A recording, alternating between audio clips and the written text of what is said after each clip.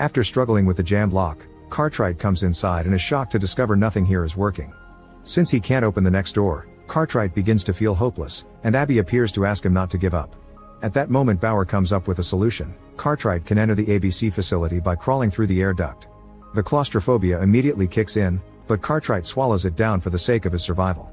As he moves through the duct, he's disgusted to see there are numerous bodies here too and he has to crawl over them. When Cartwright goes deeper into the duct, Bauer loses contact with him, so he decides to use some tools to boost the signal.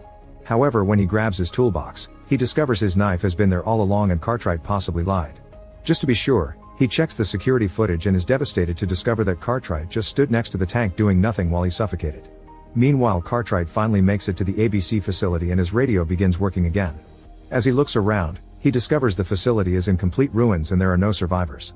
There's also a hole in the ceiling that Cartwright uses to look outside, only to discover the planet has been demolished by nuclear weapons a long time ago. Next he checks on the sleepers' chambers, but they've also been destroyed.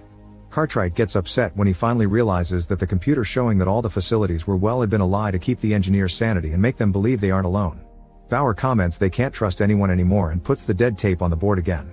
While Cartwright continues to explore, he comes to the conclusion his facility is the only one functioning, meaning they are alone. Abby shows up to tell him he isn't alone, but at that moment Cartwright realizes he's running low on air and begins running back to his own facility.